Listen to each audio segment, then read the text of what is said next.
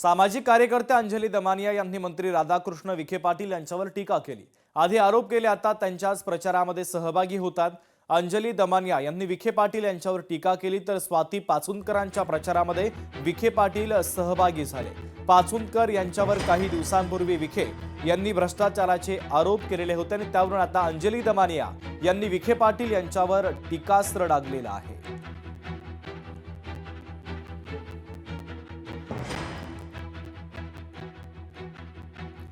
तर या संदर्भात राधाकृष्ण विखे पाटील यांनी सुद्धा प्रतिक्रिया दिलेली आहे, पाहूया।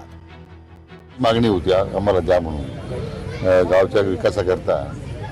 ती खाजगी व्यक्तीनं ती त्याच्यामध्ये बळकवण्याचा प्रयत्न केला आणि तो वाद चालू होता। शेवटी ग्रामपंचायतीला ती जागा देणं हेच महत्त्वाचं होतं, कारण सार्वजनिक प्रयोजनासाठी ग्रामपंचायतीला जागा देणं काही त्यामध्ये मला वाटतं कोणाचा विरोध असण्याचं कारण नाही आहे। आणि त्यामुळे ते सर्व कागदपत्र पाहिल्याच्यानंतर ही जागा ग्रामपंचायतीकडे वर्ग करण्यात आलेली आहे। रांजणगावच्या स्वाती पाचुंदकर ज्यांनी 72 गुंठे सरकारी जमीन जी जवळजवळ 18 कोटीची होती ती त्यांनी कागदपत्र बदलून स्वतःच्या सासऱ्यांच्या नावावर केली होती। या संदर्भात त्यांच्यावर 13 केसेस झाल्या होत्या।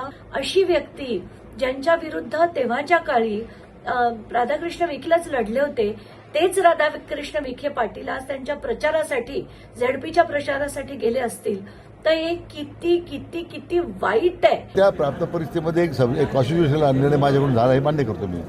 आता त्याच्यानंतर ते न्यायालयात प्रक्रिया गेली, आता ते सबज्युडिस मॅटर झालंय, त्यामुळे मी त्यावर जास्त भाष्य करणार नाही। परंतु शेवटी